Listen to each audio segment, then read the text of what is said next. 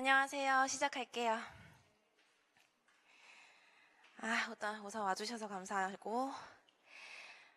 일단 1번 볼게요, 한번. 전문상담 교사 모집 인원 및 접수 인원 경쟁률 1차 합격선입니다. 방금 표 드린 거에서 보시면 2018년도를 한번 볼게요. 제가 하나 여쭤볼게요. 혹시 대학생이세요? 아니면 졸업을 하셨어요? 졸업하셨어요?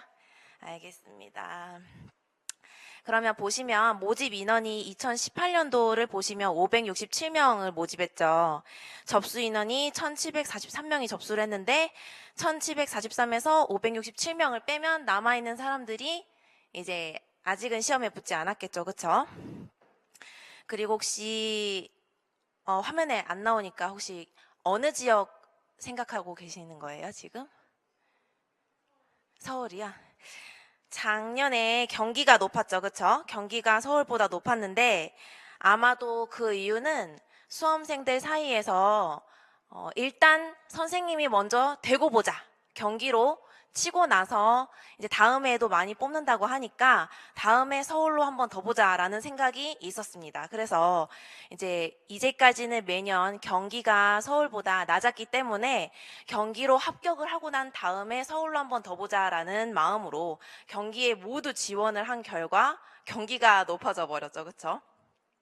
그때 아마 서울 쓰신 분들은 진짜 본인이 최상위권이거나 아니면은 이번에 한번 시험 쳐보는데 이왕이면 내가 좋아하는 지역으로 한번 시험 삼아 쳐보자 했던 사람들이 서울을 많이 치셨어요. 그쵸? 그래서 그 결과 최상위권이 서울의 이제 상층부에 존재함에도 불구하고 1차 점수가 경기보다 낮죠. 그 이유는 이제 좀 진짜 될 것 같은 중위권이 다 경기로 썼기 때문이에요. 한번 붙고 서울을 한번 더 보자. 이런 심리가 있었죠. 나머지 지역에는 특이사항이 있다면 대구, 세종 이런 특이사항들이 있는데 꼭 거기에 사셔야 되는 분들이 이제 치신 결과로 대구에 좀 잘 치신 분들이 많이 작년에 공부를 하셨었어요. 꼭 올해는 그렇다는 보장이 없고요. 그러면 자 이제 한번 짱구를 굴려봅시다. 자 한번 머리를 굴려볼게요. 54점. 그럼 서울 기준으로 할까요, 우리? 서울을 이제 기준으로 보시면 53.34점이에요. 1차 합격선이. 이게 몇 점 만점인지 아시죠? 100점 만점이에요. 그런데 작년에 교육학이 좀 쉬웠어요. 올해 말고요.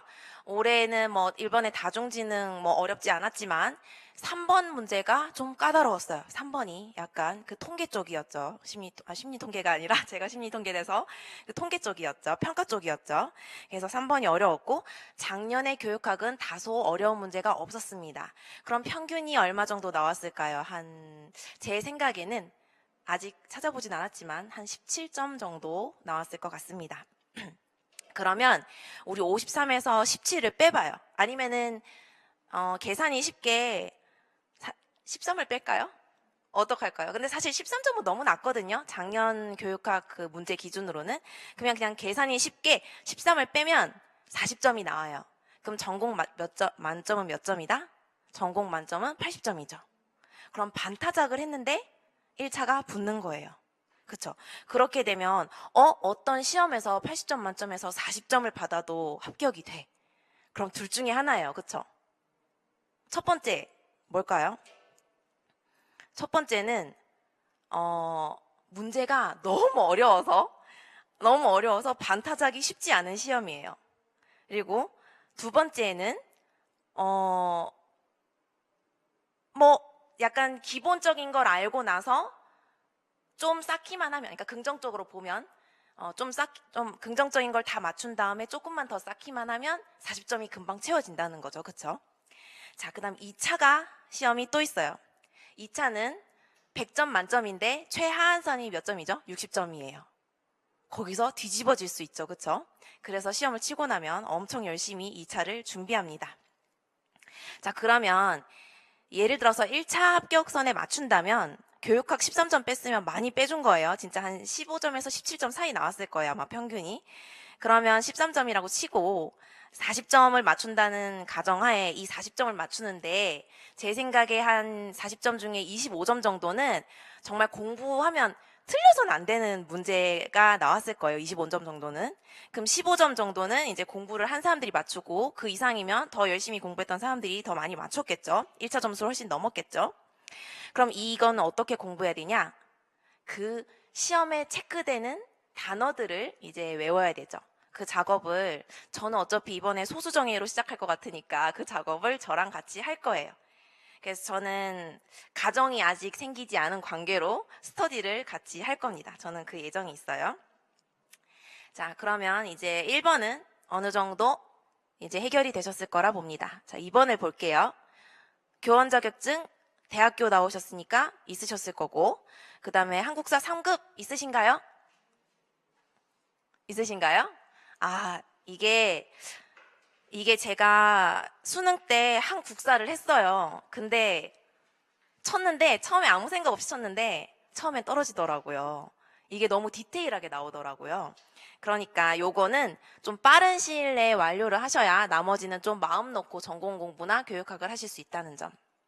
요렇게 알아두시고 넘어가겠습니다. 자, 두 번째 장을 보시면 시험이 바뀌었어요. 항상 논술형이 맨 마지막에 한 문제가 나왔었거든요. 근데 이 논술형이 교육학 시험 혹시 그 기출문제 한번 쳐보셨어요? 교육학이나 전공이나? 교육학 문제가 서론, 본론, 결론을 써야 되죠. 그럼 우리가 좀 시험 칠 때 가장 좀 머뭇거리게 되는 게 거기서 한 1, 2초 정도 소요되는데 서론에 뭐라 적어야 될지 모르겠고 결론에 뭐라 적어야 될지 모르겠어요. 그리고 마찬가지로 전공도 논술이 한 문제 나왔을 때 서론과 결론에 뭐라 적어야 될지 모르겠어요. 그리고 급해요. 결론쯤 되면 본론에 막 내가 넣고 싶은 단어 다 때려 넣고 결론쯤 되면 너무 급해요. 그쵸? 그래서 막 앞에 거를 어떻게든 요약해서 그냥 마무리를 짓죠. 그 논술형이 없어졌어요.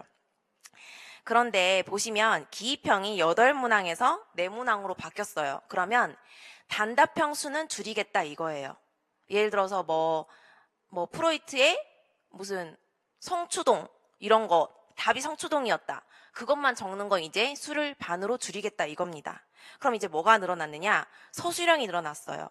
이 서술형이 늘어나게 되면 어떠한 문장을 썼을 때 그 문장 안에 키워드 단어들이 꼭꼭 들어가야 됩니다. 그러니까 사실 기입형 문제가 기입형 하나 쓸 거를 한 4개를 더 쓴다고 생각하시면 되겠죠. 한 문제당. 왜냐하면 그 단어 키워드가 들어가야 되니까요. 2개에서 4단어 정도가 더 키워드가 들어가야 돼요.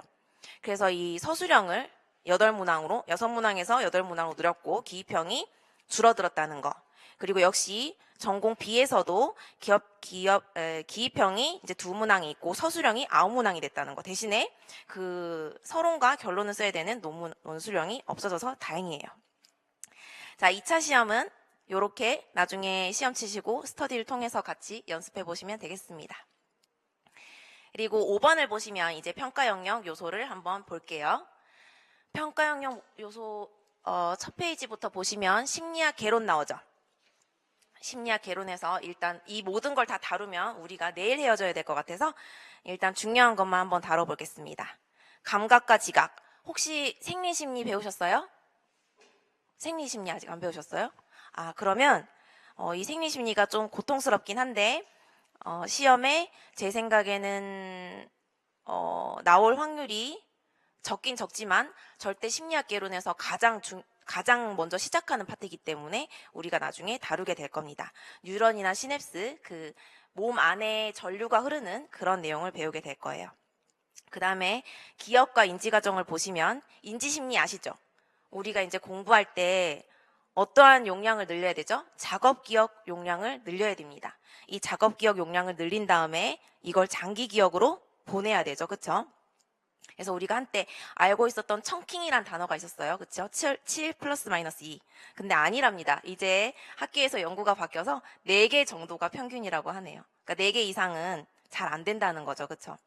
그러면 우리가 장기 기억으로 넘겨야 되는데 저도 한때 임용고시를 준비했을 때 제 카톡 프로필 사진이 뭐였냐면 제가 그림을 그렸는데 그 밑에 글을 밑 빠진 독에 물 붓기라고 썼었습니다.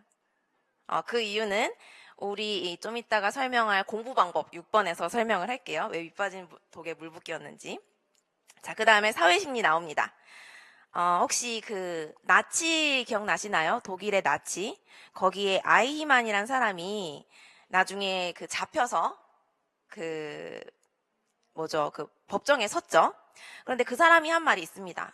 나는 위에서 시킨 대로 했을 뿐이다.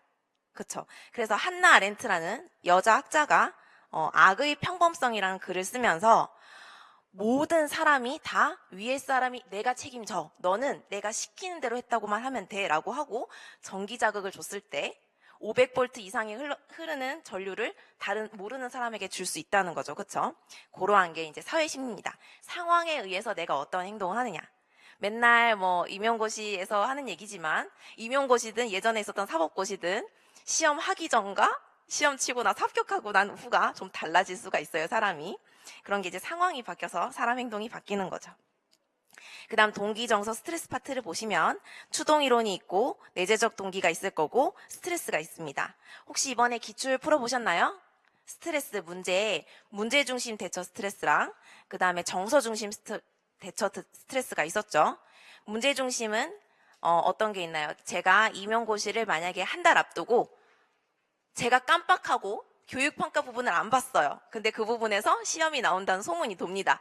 그때부터는 문제 중심이죠. 그쵸? 이 문제를 어떻게 다뤄야 돼요? 어떻게든 교육평가 자료들을 친구들에게 얻어내서 공부를 해야 되죠.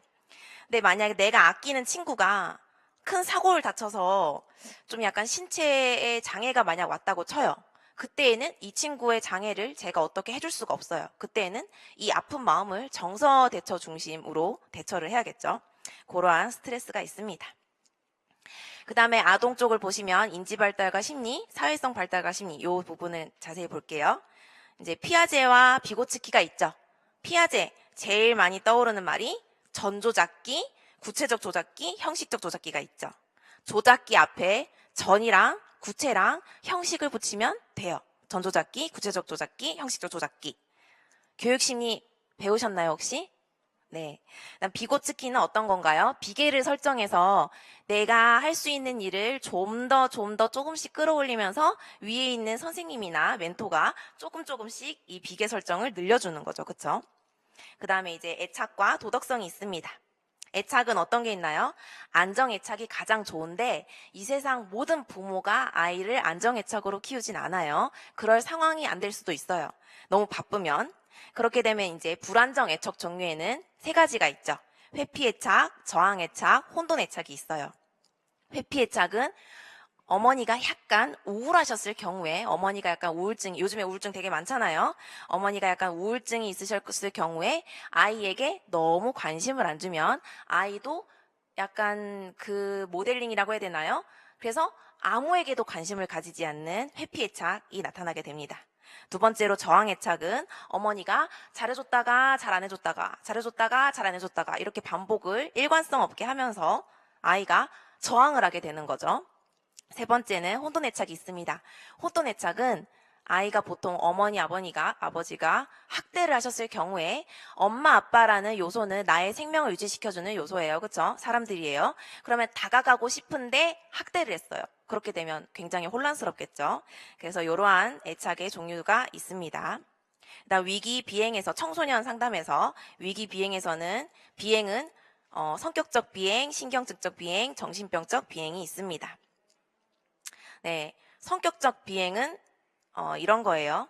3세 이전에 우리의 뇌가 발달을 합니다. 3세 이전에 어느 부분이 뇌에서 발달을 하냐면 정서 파트를 담당하는 부분이 뇌에서 발달해야 되는데 3세 이전에 배가 고픈데 어머니가 젖을 주지 않았거나 우유를 주지 않았을 경우에는 이 뇌가 발달하지 못해요. 그럼 이 뇌가 발달하지 못하면 3세 이후엔 이쪽 부분이 더 이상 발달하지 않거든요. 그렇게 되면 정서가 굉장히 둔감화된 어떻게 보면 무정서인 사람이 되는 거죠. 그렇게 되면 성격적 비행이 일어나요. 왜냐하면 누가 내가 때려서 아프다고 하는데도 정서적으로 그게 나한테 와닿지가 않는 거예요. 그렇죠?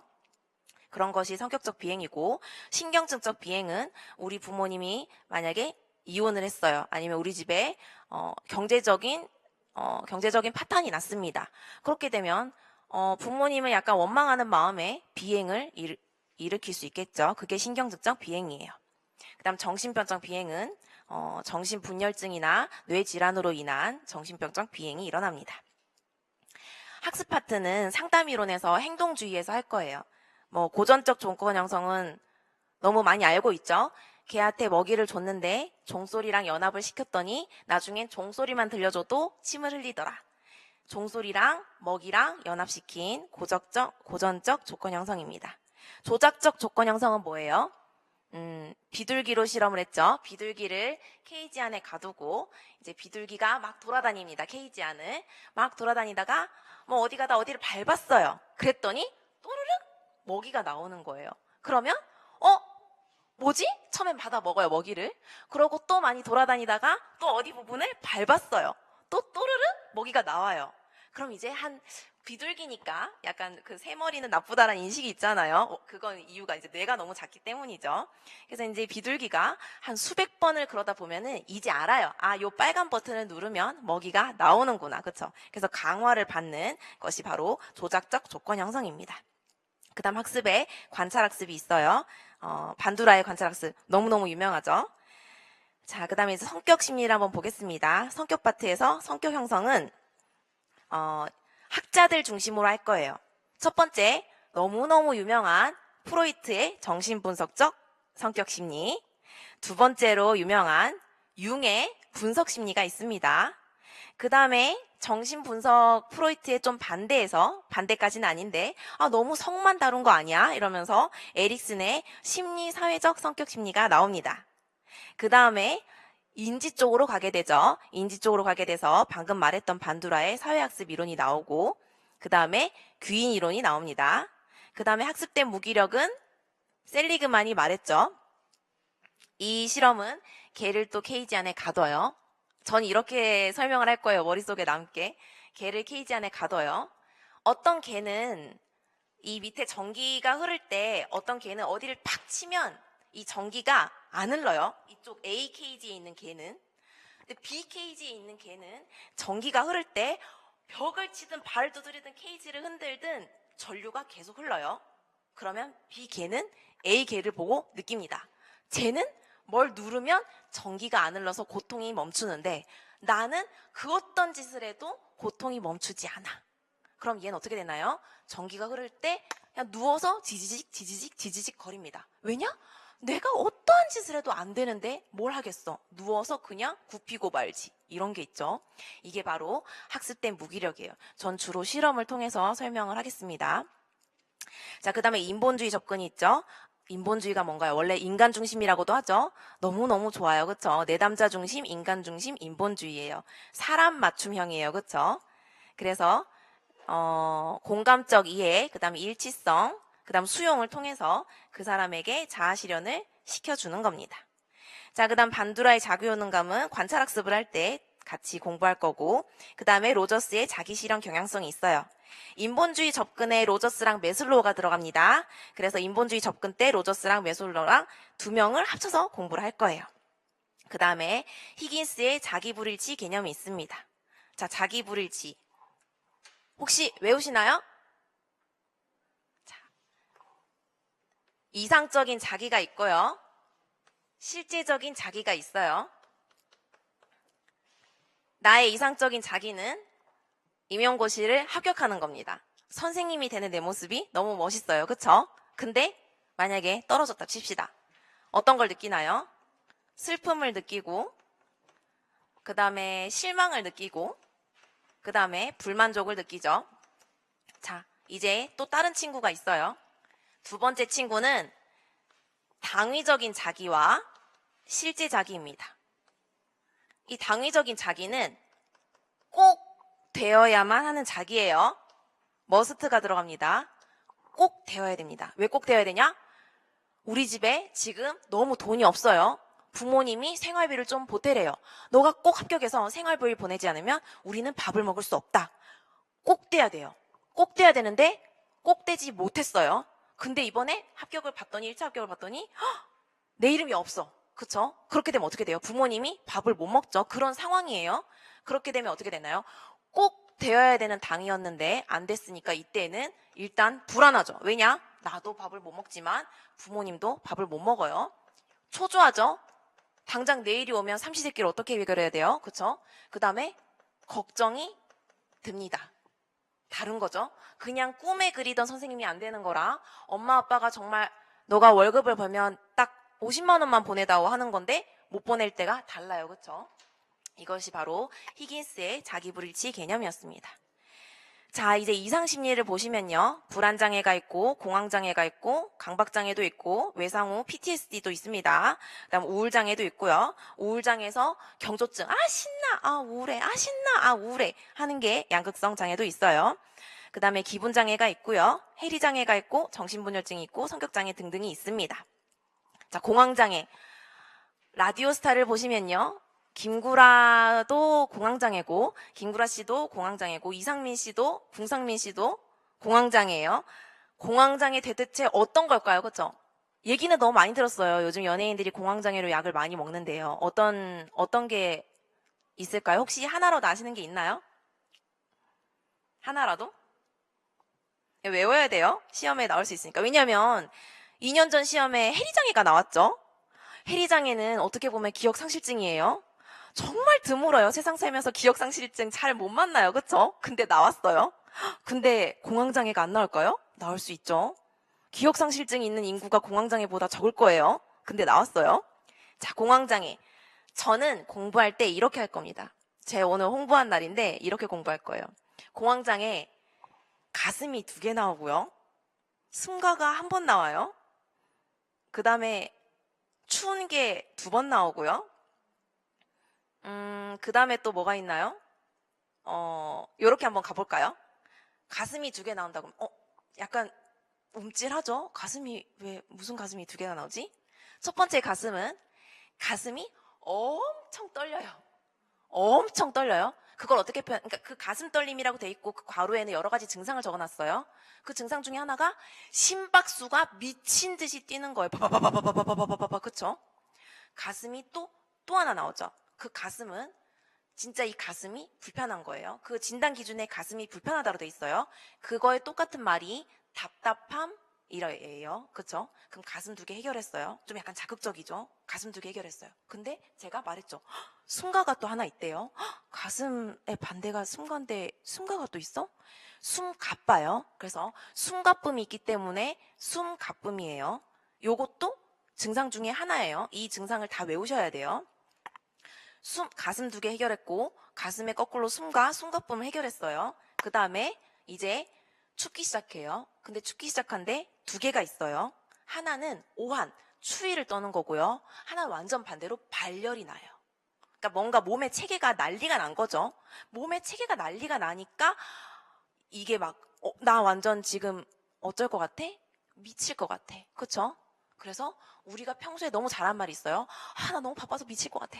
나 너무 추워서 더울 것 같아. 죽을 것 같아. 이런 거 하죠. 미칠 것 같은 거 하나 들어가고요. 죽을 것 같은 거 하나 들어가요. 지금 몇 개 했어요? 가슴 2개 했죠. 숨가 했어요. 그 다음에 춥고 덥고 했죠. 그 다음에 이제 미칠 것 같고 죽을 것 같은 거 했어요. 자, 나머지는 이제 외워야 돼요. 떨고 후들거려요. 온몸을 떨고 다리에 힘이 없어서 후들거려요. 그쵸? 그 다음에 질식할 것 같아요. 아까 심박수가 막 올라가면 어떠냐면 이렇게 되죠. 그러니까 이제 숨가쁘고 그러니까 그래서 질식이 올 것 같고 그 다음에 현기증이 올 것 같아요. 우리 미칠 것 같은데 현기증 나 이렇게 하잖아요. 현기증이 올 것 같아요. 그 다음에 이 모든 상황이 내가 미칠 것 같고 죽을 것 같은 이 상황이 비현실적이에요. 이제 끝났어요. 이렇게 외우는 거예요. 나 이렇게 외우는 작업을 할 거예요. 왜냐면 제가 이제까지 공부를 했을 때 증상을 쭉 읽어줘요. 증상을 쭉 읽어주고 외우는 건 자기 몫이죠. 그러면 저는 너무 그렇게 할 거면 저도 책 보고 저 혼자 했을 것 같아요. 그렇죠? 근데 이렇게 가슴 2개, 숨가 하나, 그다음 추워요, 더워요 하나 넣고 그다음 미칠 것 같고 죽을 것 같은 말 정말 많이 하잖아요. 미칠 것 같아 하잖아. 죽어버릴 것 같아. 죽을 것 같아 하잖아요. 그럼 뭐예요? 그러면 질식 이제 숨가쁘면 질식이 오죠. 그다음 질식 갈 것 같으면 현기증이 와요. 그렇죠? 요렇게 외우면 좋겠습니다. 그래서 요렇게 그냥 요번 시간에 공황장애나 한번 외우고 넘어가는 걸로 하겠습니다. 그러고 이제 검사 쪽을 볼게요. 검사 쪽을 보시면 검사 중에서 중요한 게 심리검사, 인지지능검사, 학습 및 진로검사, 성격 및 적극검사, 검사 결과 통합 활용 등이 있어요. 이제 중점적으로만 보는 걸 말했어요. 자, 이제 또 제가 제일 좋아하는 거 하나 있습니다. 참고로 저는 1월부터 유튜브를 할 거예요. 심리학으로 유튜브를 할 건데 제가 심리학을 너무 좋아하기 때문에 심리학으로 유튜브를 할 거고, 또 하나는 저 그거 할 거예요. 한 1년 전인가요? 경찰 공무원 준비하는 어떤 친구가 하루 종일 유튜브 틀어놓고 공부하는 거를 다른 사람들이, 예? 예. 맞아요. 무슨 맞죠? 잼노버 맞는 것 같아요. 저 그거 벤치마킹 할 거예요. 그래서 제가 공부를 할 때, 그러니까 저는 전 가정이 없어요. 참고로 혼자 살아요. 참고로 애인도 없어요. 그러니까 공부할 거밖에 없어요. 그래서 같이 스터디를 하고 또 이제 유튜브를 틀어서 저도 계속 저는 지금 학교를 다니고 있습니다. 예, 학교를 다니고 있어서 나도 공부를 해야 되니까 그걸 매일 만날 순 없잖아요. 동거를 해야 되는데. 그러니까 이제 그걸 틀어놓고 같이 공부를 하던가, 그 다음에 실제로 만나는 스터디도 저는 할 겁니다. 왜냐면요, 저도 공부를 해야 되니까요. 전 요즘에 저도 스터디 동호회 들어가서 계속 카페에서 공부하거든요. 공부해야 살아남는 세상이에요. 그렇죠? 그러니까 스터디를 할 겁니다. 그래서 근데 이 얘기를 제가 왜 했나요? 그래서 요거를 제가 꼭 유튜브를 할 때 1편은 이미 정해졌어요. 다른 편에 넣을 건데, 제가 제일 좋아하는 말이, 제가 아까 엿들은 건 아닌데 그런 말씀을 하셨어요. 교사라고 해서 다 좋은 사람만 있는 건 아니다라는 얘기를 아까 하셨어요. 엿들은 건 아니에요. 그냥 들렸어요. 그것만 들었어요. 나머지는 프린트하느라 바빴어요. 자, 혹시 요 곡선 보신 적 있나요? 이게 정규분포 곡선이죠. 여기가 0이에요. 이건 참고로 Z검정입니다. 요거는. 근데 이거 공부하셔야 돼요. 이게 교육학에 나왔잖아요. 그 리커트 척도나 이런 통계가 나왔습니다. 그래서 공부를 하셔야 됩니다. 대신에 정말 쉽게 이해될 수 있게 가르칠게요. 자, 여기까지가 플러스 1, 여기가 마이너스 1입니다. 여기 있는 사람들은 매우 지극히 정상적인 사람, 그쵸? 여기가 플러스 2고 여기가 마이너스 2입니다. 여기서부터 약간 유니크한데 그래도 사회적으로 수용이 돼요. 괜찮아요. 그쵸? 자, 여기 플러스 3이고 여기 마이너스 3입니다. 어떻게 보면 플러스니까 여기 친구들은 지능으로 치면 막 140을 넘겠죠. 그쵸? 천재라고 하겠죠. 우리 입장에서는. 근데 여기는 많이 떨어지겠죠. 그쵸? 근데 사람의 분포가 이렇다는 겁니다. 어떠한 집단을 가든 지극히 그 직업에 맞는 사람이 있고 조금 유니크한 사람이 있어요. 그리고 저건 아닌데 하는 사람들이 존재를 해요. 그쵸? 보통은 이쪽이죠. 이쪽은 좀 많이 좋게 예를 들어서 이런 거죠. 여기 있는 사람들은 교사인데 주말에 뮤지컬 공연하고 그 남는 시간에는 운동해서 몸 엄청 좋고 온갖 거 다 하는 사람이 있죠. 또 가내숭업으로 뭐 만들어서 팔고 무슨 사업체 하고 이런 사람이 있죠. 물론 교사는 두 가지를 못하지만 이런 사람들이 여기에 해당될 거고, 아니면 여기는 교사지만 뭔가 좀 피하고 싶은 사람들이 있겠죠. 이런 게 이제 Z점수, T점수예요. 그쵸? 이 Z점수랑 T점수는 왜 하나요? 내가 어디에 속해 있는지 여러 명 대상으로 했을 때 내가 100명 중에 몇 등, 내가 100명 중에 키 몇 등, 이렇게 하는 거죠. 내가 100명 중에 이거 점수 몇 등, 이렇게 하는 거죠. 그러기 위해서 했어요. 왜냐하면 내가 난데없이 내년 시험에 100점 만점에 제가 75점을 받았어요. 교육학 아까 15점을 빼도 전공에서 60점을 받았어요. 아까는 우리가 2018년 봤을 때 53.34였어요. 서울이. 대박이죠. 아까는 13점 빼도 40점이었는데 대박이죠. 근데 이 시험이 엄청 쉬워서 다 75점을 넘은 거예요. 나만 60점이야. 그쵸? 이것 때문에 요거를 쓰죠. 내가 여기에 있는지, 내가 여기에 있는지를 보려고 요거를 쓰는 거예요. 그래서 요거를 배우겠습니다. 그래서 검사 파트를 보시면 MMPI가 요런 식으로 만들어졌죠. 요런 식으로 만들어졌어요. 우리 MMPI 맨날 이러죠. 뭐 70점 이상의 경우에 뭐 예를 들어서 PT가 70점 이상의 경우에는 강박증이 있고 이런 얘기하죠. 이 70점 뭔가요? 100점 만점 아니잖아요. 이 70점은 한 이 정도에 있어요. 그렇죠? 약간 유니크해요. 그렇기 때문에 얘기를 하는 거예요. 그리고 막 75점 넘어가면 이쯤 있겠죠. 굉장히 유니크한 거예요. 이런 사람들 특징이 뭐예요?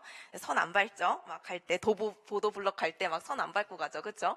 횡단보도 갈 때 흰 선만 밟아야 되죠. 뛰어서. 그쵸? 그런 경향이 있죠. 여기 있는 사람들, 여기 있는 사람들. 그렇죠? 자, 이제 그러면 MMPI 보시고 MBTI 너무너무 유명하시죠? 혹시 자기 MBTI 아시는 거 있나요? 저는 사실 제 거를 몰라요. 그리고 제 걸 모르고 참고로 MBTI는 바뀐다, 바뀐다? 바뀐다. 상황에 따라 바뀌어요. 아마 저도 엄청 많이 바뀌었을 거예요. 뭐 간단하게 보자면 MBTI 저 그냥 아무거나 얘기할게요. 저는 제 생각에 ESTJ일 것 같아요. 왜냐? P는 인식이죠. 그냥 전체적인 상황을 확 받아들이는 거예요. 근데 이 J는 뭐예요? 판단하죠. 이거 돼, 안 돼? 야, 너 무슨 사업할 거야? 이거 30% 확률인데? 이거 70% 확률인데? 너 소비자 만족도 이런 거 다 봤어? 이렇게 하는 거죠. 이게 이런 짓을 제가 약간 그래요. T 반대편 친구가 누구예요? 이거예요. 우리 필링이라고 하죠. 감성 충만. 저 미안한데 띵킹이에요. 저 굉장히 머리 쓰고 그런 쪽이에요. 머리는 안 좋지만 머리가 안 좋으니까 더 써요. 원래 근육은 많이 쓸수록 좋아지잖아요. S는 뭐예요? 센스죠. 그쵸? 이제 감각을 느끼는 거죠. 그쵸? 그 다음 얘 반대편 친구가 N이죠. 근데 이 N은 사실은 N으로 시작하는 게 아니에요. I로 시작하는데. 맞아요. 이 친구가 I를 먼저 선점을 했기 때문에 이 친구가 인투이션인데 N을 그 다음 자를 따왔어요. 얘는 직관. 느낌적인 느낌이죠. 느낌적인 느낌. 요즘 유행어죠? 요즘 유행어 아닌가요? 느낌적인 느낌. 요거는 뭐예요? 너무 뻔하죠? 이건 외향이고 이건 내향적인 사람이에요. 그래서 저는 아마 이거일 건데 뭐 상황에 따라 달라질 수도 있어요. 제가 만약에 뭐 로또 한 5번 맞으면 저는 뭐 이렇게 살 것 같아요. 이렇게. 그냥 느낌적인 느낌으로 이거 괜찮은데? 그쵸? 그냥 감성 충만하게 살면서 모든 걸 다 그냥 한 번만에 인식하고 살겠죠. 그쵸? 지금은 이렇게 살아야 되는 그런 헬 조선이에요. 그쵸? 열심히 공부하고 따지고 이것저것 다 따져서 돈을 모아야 되는 상황입니다. 뭘 것 같아요? 본인들은?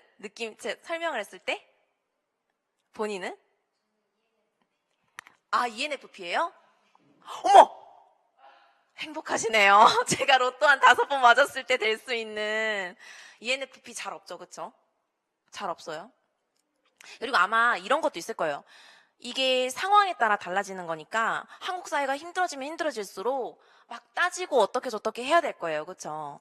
근데 이제 만약에 신경 안 써도 되는 상황이면 상황에 따라 바뀌어요. 그래서 MBTI는 바뀝니다. 자, 그 다음에 HTP, SCT, BGT, 로샤 등이 투사 검사가 있어요. 객관적 검사는 아까 그 표 보셨죠? 내가 어디에 있다고 저는 한 이 정도에 있을 것 같아요. 요 정도에 있을 것 같은데 객관적 검사는 검사를 하고 나면 점수가 딱딱 나와요. 제가 MMPI 59예요. 59. 59가 남성성, 여성성에 9가 경조증이죠. 그쵸? 지금 약간 경조증 있어 보이지 않나요? 5번이 뭘까요? 5번은 점수가 제가 높아요. 남성성이 있다는 거예요. 예, 제가 좀 약간 남성성이 있어요. 친구들 사이에서 걸크러쉬가 좀 있습니다. 제가 59예요.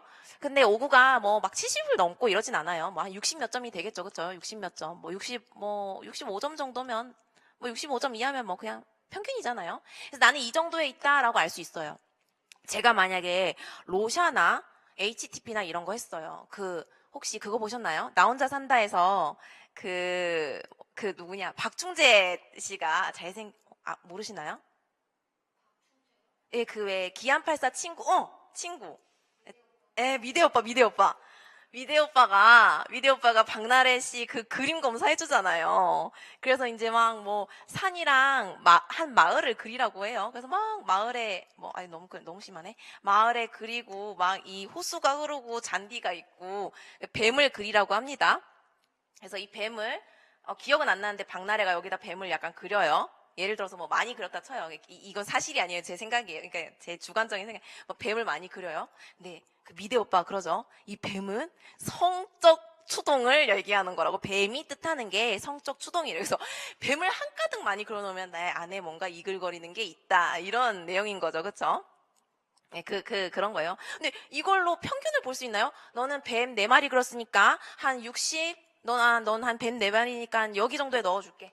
넌 한 뱀 8마리니까 여기야. 넌 뱀 안 그렸으니까 넌 여기다. 너는 마이너스 3이야. 이럴 순 없죠. 그쵸? 그래서 객관적 검사랑 투사 검사가 완전히 달라요. 상담을 보시면 성격 심리의 학자들 중심으로 그 학자들이 말했던 상담 과정이랑 기법을 한번 다뤄볼게요. 자, 이제 집단을 왔습니다. 집단 상담에서는 가장 중요한 게 집단 발달 단계가 있고요. 그 다음 또 중요한 게 치료적 요인이고 뭐 등등등 나머지도 많아요. 그냥 일단 오늘 다 다루면 우리 내일 헤어져야 되니까 대충 할게요. 자, 집단 발달 단계. 혹시 집단 상담 해보신 분 있어요? 없어요? 저는 해봤어요. 저는 그 대학원을 다닐 때 그 수업이 뭐 필수는 아니었지만 이제 들어야 돼서 들었어요. 처음엔 이게 좀 약간 그 학교에서 했을 때 안 좋았던 점은 집단 상담은 사실 외부에서 모두 모르는 사람끼리 만나야 좀 마음이 편할 때가 있거든요. 왜냐면 내가 거기서 막 울고 불고 우리 엄마 아빠 아빠 저쩌고 저쨌어요. 내 친구 내가 남자친구 헤어져서 어쩌고 저쨌어요 하는 건데 이왕이면 여기를 벗어나서 그 사람들 안 마주치면 좀 괜찮잖아요. 근데 그건 학교 수업 듣는 친구들끼리 만났어요. 학교 수업 듣는 친구들끼리 만나서 처음에 어떻게 해요? 고민하죠. 아, 남자친구 이딴 얘기해 안 해? 막 이렇게 고민하죠. 그쵸? 나중에 시간이 가면서 어떤 애가 먼저 해요. 저 사실은 남자친구랑 어제 헤어졌어요. 이렇게 얘기를 하죠. 너무 슬퍼요. 뭐 너무 우울해서 뭐 우울증 약도 한번 먹어보려고 했어요. 막 이렇게 하죠. 그럼 나도 모르게 눈물이 주르 흐르면서 나도 이러면서 막 이렇게 하게 되는 거죠. 그래서 발달 단계가 있어요. 그 발달 단계도 뭐 지금은 시간이 없지만 또 재미있게 한번 배워볼게요. 저는 이렇게 주로 연기를 담당하고 있습니다. 그 다음에 두 번째로는 코리와 얄롬의 치료적 요인이 있습니다. 자, 이거는 그냥 오신 김에 한번 외우고 갈게요. 이거는 확실히 외울 수 있어요. 왜냐하면 전 항상 자극적이고 약간 더럽게 짜요, 말을. 기억의 뇌리에 박힐 수 있도록. 아까 가슴 2개 숨가하니까 너무 놀랬잖아요. 그쵸? 근데 진짜 가슴 2개 숨가가 들어가요. 자, 이번에 시작할게요. 이정모라는 남자애랑 전 정말 정모라는 오빠 알고 있는데 혹시 친구 이정모 없죠? 네. 그리고 이 친구는 진짜 없어요. 이 친구는 우리 나이 또래에 있어서는 있을 수가 없는 이름이에요. 그쵸? 얘네가 사실은 전 아직 좀 전 퇴행을 했나요? 저 엄마한테 아직도 응가했다 얘기하거든요. 응가가 대예요, 대. 자극적이고 더럽죠, 그쵸? 자, 이제 시작해 볼게요. 자, 이정모의 이는 뭘까요? 이타주의입니다. 다 적진 않을게요. 이타주의예요. 자, 정은 뭘까요? 말하고 나니까 속이 시원한 거야, 그치? 나 진짜 얘기하고 나니까 속이 시원해. 정합니다. 자, 여기는 모방행동이 되겠습니다. 그쵸? 이 모방행동 누굴 모방하나요? 그래도 우리보다 나은 사람이 상담자로 앉아 있어요. 상담자의 행동을 모방하게 됩니다. 상담자가 막 굉장히 개방적인 사람이고 뭔가 이 염세적인 이 세계에서 해탈한 사람 같아요. 모방하고 싶어져요. 이 정보는, 이정모랑 정보이가 이름이 같은 게 하나 있네요. 이 정은 정보 제공입니다. 정보를 제공받죠. 이 정보가 뭔가요? 남한테 피드백을 받는 거. 선생님 괜찮아진 것 같아요. 오늘은 좀 괜찮아 보이는데 만 7주 차에 그렇게 얘기를 하겠죠. 그쵸? 이제 정보를 제공을 받습니다. 자, 그 다음에 아까 얘기했죠? 친구랑 헤어져서 사실은 정신과 가서 우울증 약 먹을까 생각 중이에요. 선생님 나도 울었죠. 그쵸? 나만 우리가 뮤직 어워드 이런 거 보면 이별 노래 엄청 나오죠. 이 이별 노래가 나만 슬픈 게 아니에요. 가수도 저렇게 잘생기고 예쁜, 가수도 이별 노래를 만들어 이별을 한 거야. 그쵸? 걔네도 다 이별을 해요. 나도 이별을 하고. 첫사랑이랑 결혼하는 사람 몇 명 있겠어요. 그쵸? 자, 희망. 이건 희망이죠. 있죠? 저 친구가 나아지니까 나도 괜찮아질 것 같아. 그 다음에 이 산은 뭔가요? 이 산은 이제 여기서 사회화가 되어가요. 왜냐? 멀쩡한 사람들이 막 너무 건강한 사람들이 오는 게 아니잖아요. 뭐 아픔이 있는 오는 사람들이 와가지고 뭐 대인관계에 문제가 있는 사람들이 와가지고 대인관계를 이제 사회화로 잘 이제 풀어서 나가는 거죠. 실이 뭔가 있어요? 아까 얘기했죠? 당위적 자기랑 실제적 자기 할 때 그랬죠? 그렇죠. 엄마 아빠가 50만 원 안 보내면 밥을 못 먹는데 나 내일 살아야 돼. 살아야 된다는 실존이 있죠. 그 다음에 맞아요. 응집력이에요. 이제 쭉쭉 쓸게요. 자, 이제 가는 뭘까요? 가는 가족이 되는데 1차 가족의 교정적 체험이 되겠습니다. 말이 많아요. 근데 사실은 이거는 잘 모르겠어요. 그냥 가정적 이제 가정이 이제 다시 이 안에서 언니 같은 사람도 있고 엄마 아빠 같은 사람도 있는 거죠. 대는 뭘까요? 진짜 똥이 큰 걸까요? 그렇죠. 대인관계가 있습니다. 대인관계 학습이 되겠습니다. 전 항상 이런 식으로 모든 공부를 다 할 거예요. 잊을 수 없잖아요. 이정이랑 정보이가 사실은 알고 보니까 응가가 엄청 크더라. 이렇게 외우는 겁니다. 왜냐하면 코리라는 이 사람이 또 만들어놨어요. 그쵸? 그 사람도 외워야 되기 때문에 이 두 개가 헷갈리면 안 돼요. 왜냐?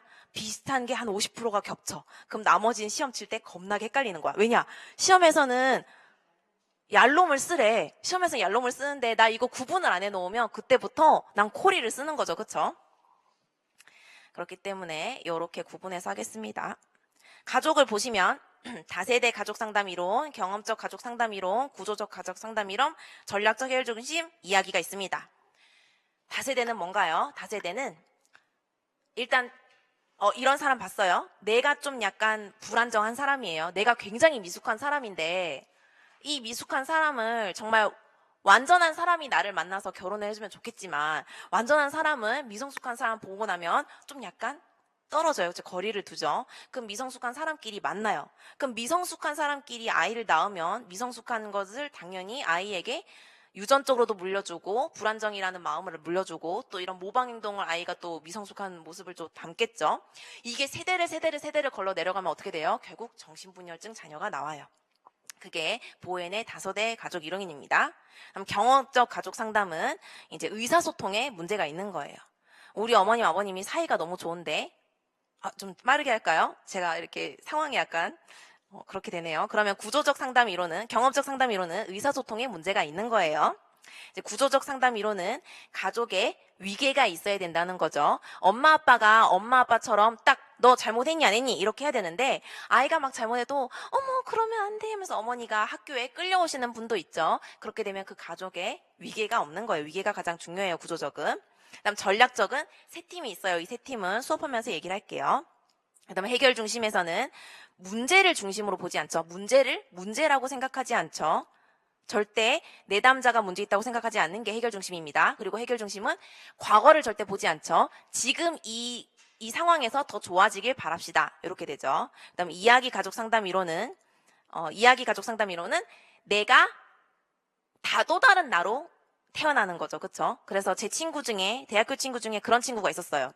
대학교까지는 만신창이로 살지만 졸업하는 그 순간 이사를 하고 학교 앞에서 딴 데로 이사를 하고 회사를 가는 순간 나는 완전 다른 나로 살겠다.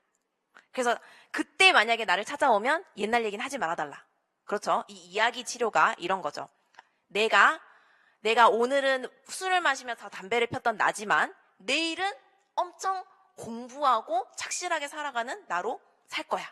이런 거를 사람들 앞에 놓고 나 이제 막 두 분이 알고 있는 거예요. 내가 막 담배 피고 술 마시고 막 그랬던 걸 알아요. 근데 딱 얘기를 하는 겁니다. 나 내일부터는 공부하고 학문을 도야하는 사람이 될 거야. 이렇게 얘기를 하고 너네가 증인이다. 이렇게 얘기를 하는 거죠. 그 뒤에 그렇게 살면서 이 증인들이 말을 해주는 거예요. 너 정말 변했다. 그쵸? 이게 이야기 가족 상담 이론이죠. 자, 특수화에는 이상이랑 비슷해요. 그쵸? 그래서 이상이랑 겹치는 부분이 많은데 이제 특수화는 따로 특정학습 장애랑 주의력 결핍, 과잉행동 장애 이번에 시험에 나왔죠. 그 다음 품행장애, 영재하 상담이 있습니다. 이제 뭐 막바지로 가니까 하나만 더 외우도록 할까요? 어때요? 싫어요? 공부하기 싫어요? 여기 와서? 괜찮죠? 자, 그러면 주의력 결핍 장애를 한번 또 가볼게요. 저는 이런 거 엄청 좋아하거든요. 말 지어서 하는 거. 이거 아니고서는 장기 기억에 넣기가 너무 힘들어요. 어떻게 아까 그 공황장애 외워야 되는데 열 몇 개를 어떻게 다 외워요? 그쵸?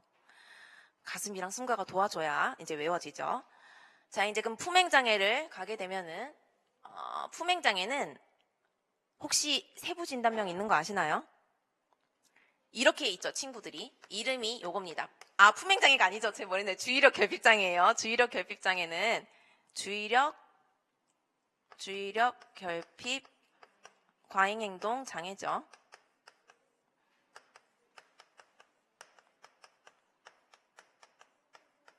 그렇죠? 자, 이 친구는 요렇게 쪼개집니다. 그렇죠? 세부 진단명이 요거 하는 친구가 있고 요거 하는 친구들이 있어요.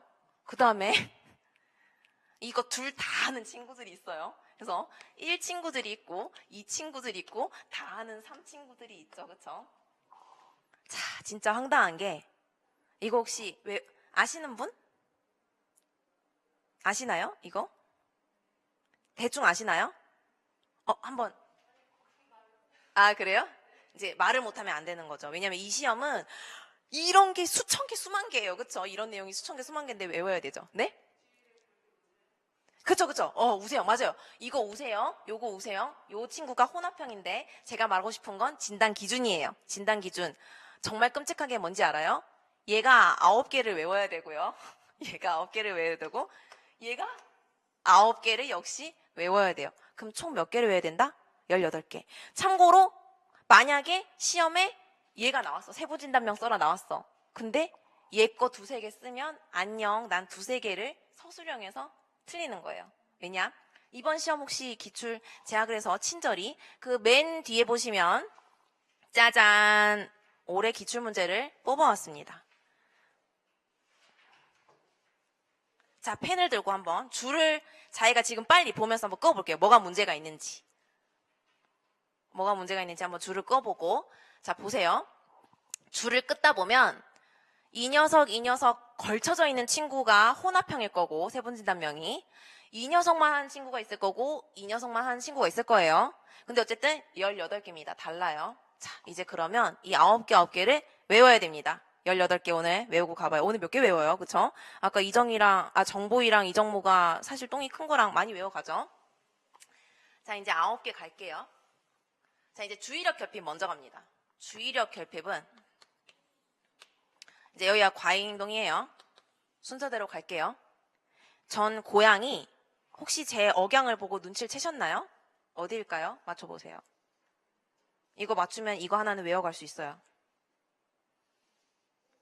아무 의견 없으신가요?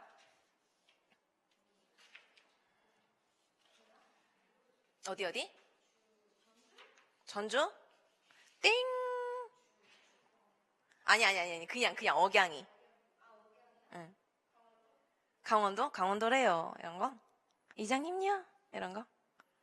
네, 알겠습니다. 저 부산이에요. 자, 이제 그러면 사실은 이 주의력 결핍을 줄을 적어놨지만 사실은 부주의형이라고도 하죠. 부주의 우세형이라고도 해요. 그쵸? 부주의. 그쵸? 그래서 부주의이기 때문에 부를 앞에 따왔어요. 그 다음 저는 부산에 전 절대 집이 없어요. 전 절대 부산에 집이 없어요. 그건 꼭 아셔야 돼요. 예를 드는 거예요. 부산에 집세를 제가 내러 가야 돼요. 부산에 집은 없지만 집세를 내야 되는데 집 있다 쳐요. 그냥 치고 외웁시다. 너무 행복하네요. 부산에 집세를 내야 되는데 제가 차를 탔어요. 주말에 신나게 정체가 되네요. 그쵸? 신나게 정체가 돼요. 그래서 저는 차가 정말 꽉 막혀 있어서 그때부터 봉숭아 물을 손가락에 들이기 시작했어요. 저 지금 아무것도 안 했거든요. 그래서 봉숭아 물을 들이기 시작했습니다. 근데 물을 들이는 게 아니라 들이기 시작했어요. 그쵸? 그 다음에 임친구 이시 붙어요. 아주 비슷하게 생겼잖아요. 붙여줘요. 그냥 외워야 되니까. 자, 이제 가볼까요? 산은 뭘까요? 산만해요. 그쵸? 아주 아이가 산만합니다. 집은 뭐예요? 집중 못하잖아요. 그쵸? 새는 뭐예요? 그렇죠. 세부사항을 못 봐요. 그쵸? 그 다음에 그렇죠. 이건 뭐예요? 이건 힘들죠. 체계적인 활동을 못해요. 네. 물은 뭐예요? 아, 그럼요. 이건 뭐예요? 듣은 너무 쉽지 않아요? 예? 듣지 않는 것처럼 보이죠? 말을 안 듣는 거, 와, 산만한데 막 내 말 듣는 것 같지 않잖아요? 임은 뭐예요? 임무를 완성을 못해요. 그리고 이건 이은 뭐예요? 그쵸? 이거는 해야 되는 활동이나 그 다음에 과제라든지 이런 거를 잊어버려요. 됐죠? 자, 이제 9개 남았어요. 자, 이제 또 갑니다. 자, 이제 과잉행동 장애 친구는 어떻게 해야 될까요? 과잉행동 장애는 이건 좀 말이 안 되는데 억지로 한번 외워볼게요. 과잉행동 말 안 돼요. 이거는 그냥 외우세요. 방수차조차 손을 끊었어요. 방수차조차 손을 끊는데 어떻게 끊냐? 또 끊었어요. 손 끊기. 글자 별로 안 예쁘네. 또 손을 끊었어요. 방수차조차 손을 또 끊었어. 자, 이제 시작할게요. 방수차조차 손을 끊었어요. 방은 뭐예요? 친구? 방해예요. 친구가 공부를 하든 놀이를 하든 방해예요. 이건 뭐예요? 이건 제 특징이에요. 그럼요. 수다스러워요. 차가 2개 들어가네. 방수차에도 들어가고 방수차조차에도 차가 들어가네. 그럼요. 이건 차례를 기다리지 못해요. 이건 뭐예요? 행동이죠. 그쵸? 자, 그러면 나머지 차는 어떤 차를 못 기다릴까요? 말하는 걸 끼어들죠. 그쵸? 말하는 거에 끼어들어서 성급하게 응답을 바로 해버리는 거야. 누구야? 이렇게 불렀어. 누구야? 네네네, 알겠어요. 뭐라 했는데 내가. 그쵸? 자, 조는 뭐예요? 그럼요. 조용히 있지 못해요. 조용히 하는 활동도 못합니다. 떠는 뭐예요? 네. 떠드는 건 여기서 했어. 떠는 떠나요. 여행을 떠나요. 어디 2학년 8반에서 3학년 10반으로 여행을 떠나요. 그쵸? 그 다음에 손은 뭐예요? 그럼요. 손발을 가만히 못 두고 꼼지락 발가락 꼼지락 손가락 꼼지락 걸어요. 끈은 뭐예요?